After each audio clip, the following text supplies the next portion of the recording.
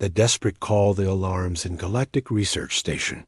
Epsilon 9 screamed with a sound that made even the bravest souls freeze in terror.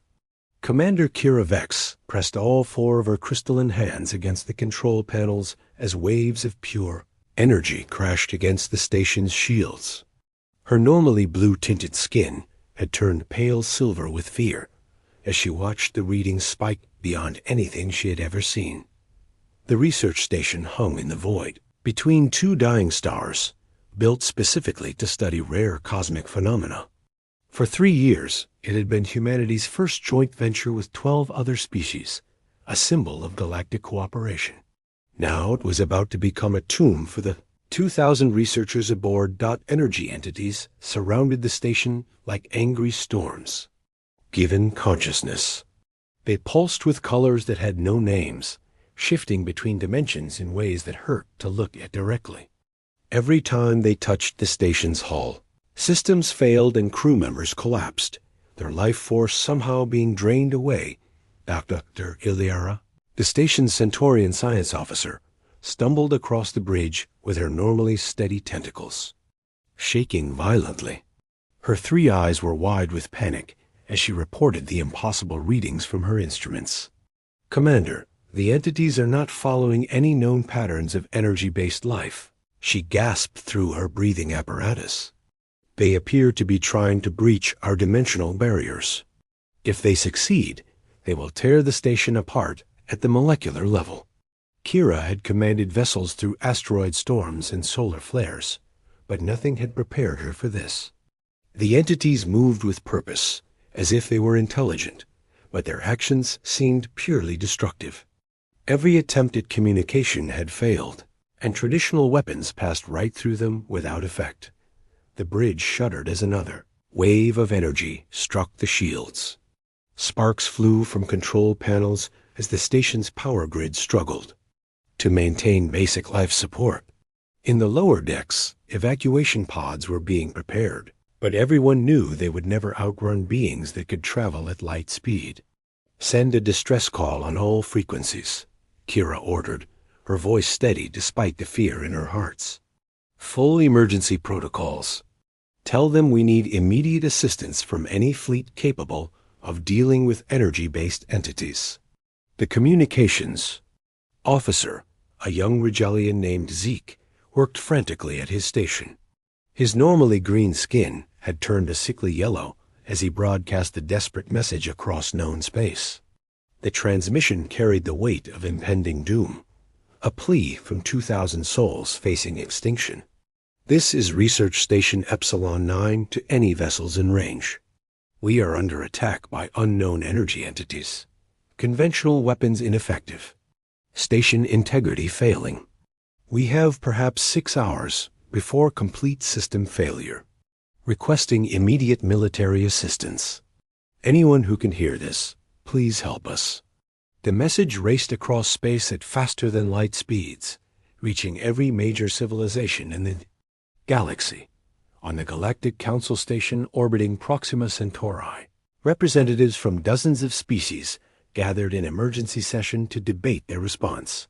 Council Speaker Thane, an Altarian with skin like polished marble and eyes that glowed, with inner wisdom, stood before the assembled delegates.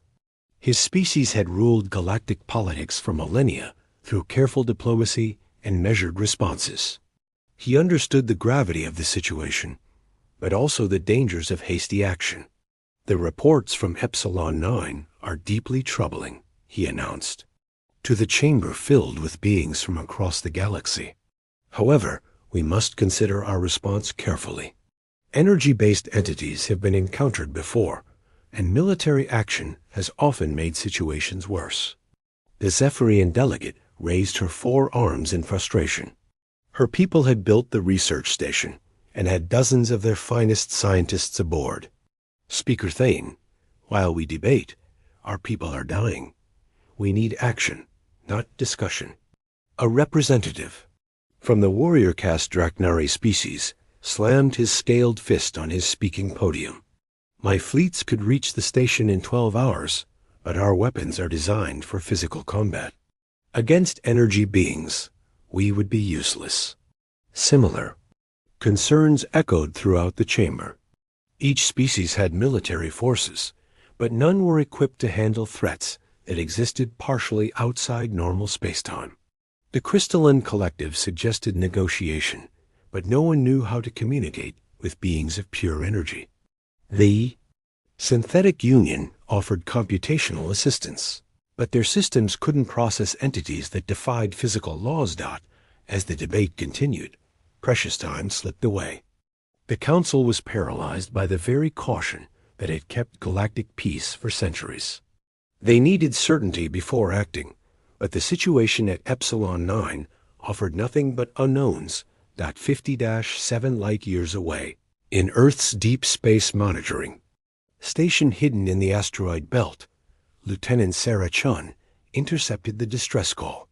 She had been tracking deep space communications for 3 years, part of humanity's effort to understand their place in a larger galactic community. Her duty was to observe and report, not to act. But Sarah had grown up on stories of human explorers who risked everything to help others. She thought of the 2,000 beings trapped on that research station, facing death while politicians debated safe responses. Without hesitation, she routed the message directly to Admiral Marcus Stone at Terra Defense Command. Stone was a veteran of humanity's first contact wars, scarred by battles that had earned humans their reputation as the galaxy's most dangerous warriors. Other species called Earth a Deathworld because of its violent environment and the aggressive creatures it produced. They respected human military might, but questioned human judgment. The Admiral read the distress call 3 times before making his decision. He had seen what happened when good people died while others debated proper procedures. His species might be young compared to galactic standards, but they had learned that sometimes action was worth more than caution. "Get me Fleet Admiral Rodriguez," Stone barked to his communications officer. "Emergency deployment authorization. We're going to Epsilon 9 within an hour." Humanity's rapid response fleet began launching from hidden bases throughout the Sol system. 12 heavy cruisers and 48 destroyers, designed for combat in the most hostile environments humanity could imagine. Each ship carried experimental weapons and shielding systems that pushed the boundaries of known physics. The fleet's flagship, the Hughes Defiance, housed Dr. Elena Vasquez, one of humanity's leading experts on exotic physics and xenobiology. She had been studying the few reports of energy-based life forms available in galactic databases, trying to understand how consciousness could exist without physical form. As the fleet entered hyperspace, Elena worked frantically to develop theoretical frameworks for dealing with beings of pure energy. Her research suggested that such entities might not be naturally aggressive, but could be responding to some form of perceived threat or miscommunication. News of the human deployment reached the Galactic Council within hours. Speaker Thane called. An emergency session, his usual calm demeanor showing cracks of genuine concern. The humans have launched a full battle fleet toward Epsilon 9 without Council authorization, he announced to the shocked assembly. This represents a dangerous precedent for unilateral military action. The Zephyrian delegate stood up, her crystalline skin catching the chamber's lights. "At least someone is taking action while we debate semantics. My people are dying on that station. The humans don't understand the complexities of energy-based life forms," argued the representative from the ethereal collective, beings who existed partially in energy states themselves. Their aggressive nature could turn a rescue mission into a massacre. Admiral Stone received the Council's concerns via subspace communication as his fleet raced toward the crisis. The official message requested that humanity halt their deployment and await Council approval for any military action. Stone deleted the message without reading it completely. "Lieutenant Foster, current ETA to Epsilon 9? He asked his navigation officer. 18 hours at maximum burn, sir. We're pushing the hyperspace engines beyond safety recommendations." "Good." The station doesn't have time for safety recommendations.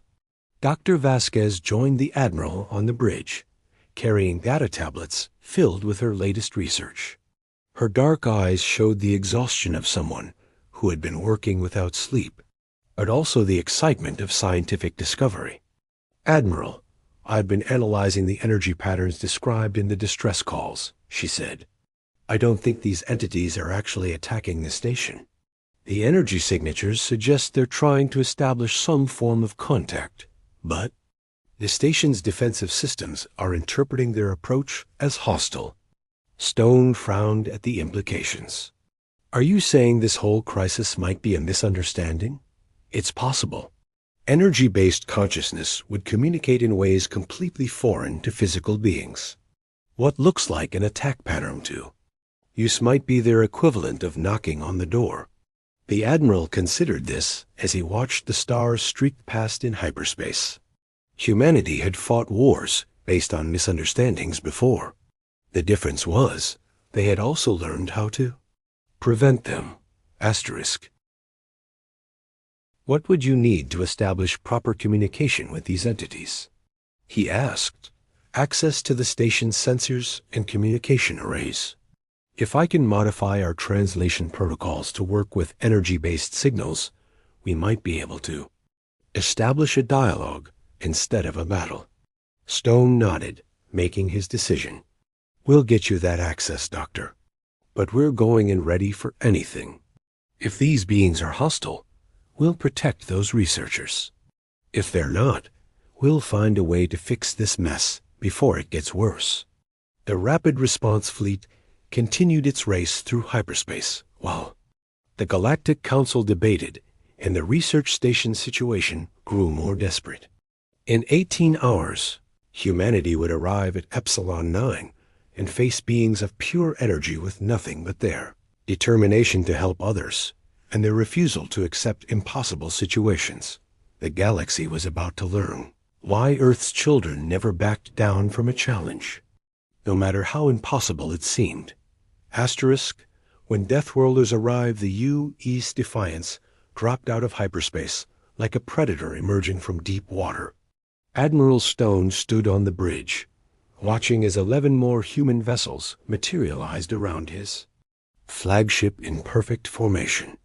Before them hung Research Station Epsilon 9, surrounded by beings of pure energy that pulsed with colors beyond normal perception. The station's hull was scarred and blackened where the entities had made contact. Several sections showed complete power failure, their windows dark against the starfield. But life support was still functioning in most areas, and the desperate transmissions continued to broadcast their plea for help. "Contact the station," Stone ordered. "Let them know the cavalry has arrived." Commander Kira Vex nearly collapsed with relief when the human transmission reached Epsilon 9's bridge. She had never been so happy to hear another voice in her life, even if it belonged to a species most of the galaxy considered dangerously unpredictable. "This is Admiral Marcus Stone of the Terran Rapid Response Fleet. We received your distress call and are here to assist. What's your current status?" Kira activated the main viewer, showing the human admiral a being with 4 arms and crystalline blue skin. Her usual composure was cracked with exhaustion and fear, but her voice remained steady. "Admiral Stone, we have been under siege for 8 hours. The energy entities drain our power systems whenever they make contact with the hull. We've lost 47 crew members to what appears to be life force extraction. Our weapons are completely ineffective." Dr. Elena Vasquez studied the sensor readings from the Defiance's science station. The energy beings moved in complex patterns around the station, their forms shifting between dimensions in ways that made her instruments struggle to maintain locks. But there was something about their movement that didn't suggest aggression. "Admiral, request permission to scan these entities with our deep space sensors," she said. "I need to analyze their energy patterns before we take any action." Stone nodded, understanding the wisdom in gathering intelligence before committing to battle. "Do it, Doctor, but make it fast." That station won't hold out much longer. The Defiance's advanced sensor array, designed to peer into hostile environments that would destroy lesser equipment, focused on the energy beings surrounding Epsilon 9. The readings that came back defied most known laws of physics, showing consciousness patterns unlike anything in the galactic databases.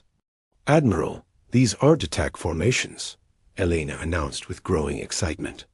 "The entities are trying to establish a harmonic resonance with the station's communication systems. They're attempting to communicate, but the station's defensive. Protocols are interpreting their signals as hostile energy attacks." Commander Kira overheard the transmission and felt her hope rise. "Dr. Vasquez, our scientists reached a similar conclusion, but we couldn't find a way to translate their communications. Our computer systems overload whenever we try to process their energy patterns." Elena was already working at her station, her fingers flying over controls as she accessed humanity's experimental translation protocols. Earth's violent history had forced humans to develop communication methods that worked in the most extreme conditions, including situations where traditional technology failed. "I can modify our translation matrix to work with pure energy signals," she said. "But I'll need to link directly with your station's communication array to establish a proper connection." The Admiral considered the risks. Linking systems with a station under siege was dangerous, but the alternative was watching 2,000 researchers die while energy beings that might be peaceful continued their misunderstood attempts at contact. "Do it," Stone decided, "but keep our weapons hot. If this goes wrong, we need to be ready to protect that station." As Elena began establishing the communication link, other members of the human fleet took defensive positions around Epsilon 9. Their weapons systems were armed, but not targeted, a careful balance between readiness and non-aggression. The human military doctrine had perfected through centuries of first contact situations. The energy beings seemed to notice the arrival of the human ships. Their movements became more agitated, and several of them moved closer to investigate these new arrivals. The Defiance's shields flickered as one entity passed directly through the ship, its energy form analyzing the human vessel from within. "Hull. Breach in Section 7, reported the tactical officer. "No, wait. The entity passed through without damaging our systems. It's like it was scanning us." Helena's translation protocols suddenly activated as her link with Epsilon 9 came online. The bridge speakers crackled with static, then slowly resolved into something resembling communication. The voice that emerged was unlike anything they had ever heard, composed of harmonic frequencies that seemed to bypass the ears and speak directly to consciousness. "Physical forms. Can you understand us now?" The voice carried emotions that had no names, mixing confusion with desperate hope. "We have been trying to communicate for many cycles, but your station's defenses interpret our presence as aggression." "Admiral." Stone stepped forward, his gruff voice carrying the authority of someone who had faced the impossible and survived. "This is Admiral Stone of the human fleet. We can understand you. What do you need from us?" The response came with a surge of relief so powerful that everyone on both the human ships and the research station felt it as a physical sensation. "We are the Luminari. We exist as consciousness within energy, traveling between stars to study and learn. Your research station appeared in our territory, and we wish to exchange knowledge." Commander Kira activated her own communication system, her 4 hands working frantically to establish proper diplomatic protocols. "I am Commander Kira Vex of Research Station Epsilon 9. We did not realize you were trying to communicate. Our systems interpreted your approach as an attack." "We understand now," the Luminary responded. "Your technology is designed for physical interaction. Our attempts to connect with your information systems caused damage we did not intend. We apologize for the harm we have caused." Dr. Vasquez felt the excitement of first contact with an entirely new form of consciousness. But her scientific mind also noticed troubling patterns in the luminary's energy signatures. "There's something else," she said. "Your energy patterns show signs of distress beyond this communication problem. What else is threatening you?" The luminary's response came with a wave of fear that made the human skin crawl. "The void hunger approaches. Entities of dark matter that consume all forms of energy, including consciousness like ours. We sought to warn your research station, but our communication failures delayed us. The void hunger will arrive within 2 of your time cycles." The implications hit everyone simultaneously. The research station wasn't just dealing with a first contact scenario gone wrong. They were in the path of something that could destroy energy-based life entirely. And if these dark matter entities could consume the luminary, they might be equally dangerous to physical beings. Admiral Stone made his decision with the speed that had earned humanity its reputation for decisive action. "All ships, prepare for extended combat operations. We're not just rescuing researchers anymore. We're facing a threat that could endanger both physical and energy-based life in this sector."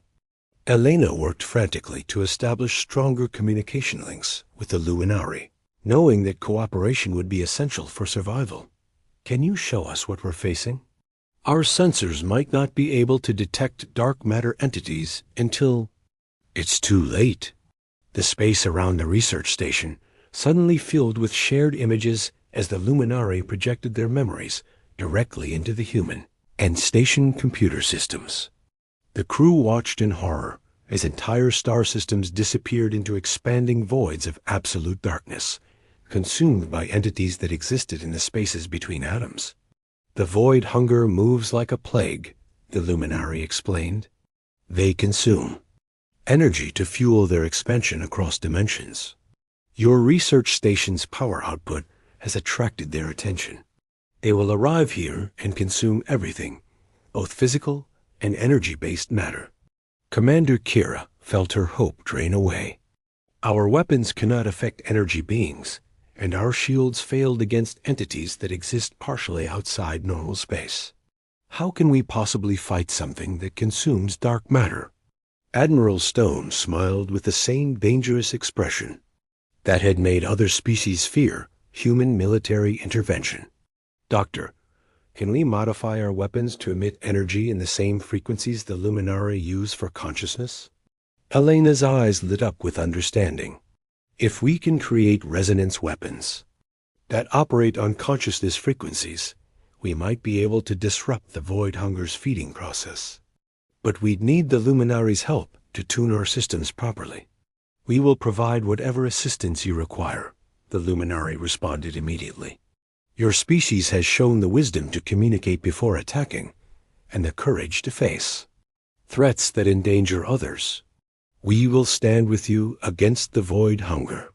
The next hours passed in frantic preparation as humans, research station crew, and energy beings worked together to prepare defenses against an enemy none of them fully understood. Human engineers modified weapon systems with luminary guidance, while station scientists provided computational support for calculations that pushed the boundaries of known physics. When the void hunger finally arrived, they came as tears in reality itself. Space folded inward as dark matter entities emerged from dimensions that existed between the physical universe. They moved like living shadows, consuming light and energy. As they approached the research station and its defenders, the battle that followed would be remembered as the day 3 vastly different forms of consciousness stood together against extinction. Human weapons fired resonance bursts guided by luminary consciousness targeting, while the research station's defensive systems channeled power through modified shield arrays that could affect dark matter. Admiral Stone commanded the defense from the bridge of the Defiance, watching as his ships and their unlikely allies fought to protect not just 2,000 researchers, but the principles of cooperation and mutual aid that made civilization possible. "All ships maintain formation and keep those resonance weapons firing," he ordered. "Dr. Vasquez, Are the Luminari able to target the Void Hunger's core consciousness? They're trying, but the dark matter entities exist partially outside our dimensional framework, Helena reported. We need to force them into normal space, where our weapons can be more effective. The solution came from Commander Kira, who had been studying the interaction between her station systems and both types of energy beings. If we can create a harmonic resonance between our power generators and the Luminaries' consciousness frequencies, we might be able to establish a dimensional anchor that forces the Void Hunger into physical space. It was a desperate plan that required perfect coordination between 3 different forms of technology and consciousness. But as the Void Hunger pressed closer to the research station, consuming energy and matter with unstoppable hunger, the defenders had no choice but to attempt the impossible. The harmonic resonance, when it finally activated, created a wave of pure force that rippled across multiple dimensions. The Void Hunger entities suddenly found themselves locked into physical space, their dark matter forms becoming visible and vulnerable to conventional weapons. What followed was a coordinated assault that combined human firepower, luminary consciousness targeting, and research station computational support. The dark matter entities, stripped of their dimensional advantages, discovered that consciousness-driven weapons could disrupt their feeding processes and eventually destroy them entirely. When the last Void Hunger entity dissipated into cosmic background radiation, the 3 groups of defenders found themselves facing a new reality. They had proven that cooperation between vastly different forms of life was not just possible, but necessary for survival in a universe filled with threats none of them could face alone. The Luminari became the first energy-based species to establish formal diplomatic relations with physical beings, while humanity gained allies who could travel between dimensions and provide early warning of cosmic threats. Research Station Epsilon 9 became the galaxy's first tri-state facility, where physical beings, energy consciousness, and artificial intelligence worked together on projects that pushed the boundaries of science. Admiral Stone stood on his bridge, watching as Luminari entities danced around human ships in patterns of celebration that painted the space around them with colors that had no names. Commander Kira coordinated repair efforts while maintaining constant communication with their new allies. And Dr. Vasquez began the long process of documenting humanity's first successful contact with energy-based consciousness. The galaxy would remember this day, not as the time humans recklessly intervened in a crisis beyond their understanding, but as the moment when 3 different forms of life proved that cooperation could overcome any threat. The Deathworlders from Earth had once again shown that their greatest weapon was not their military might, but the refusal to let others face extinction alone. Asterisk.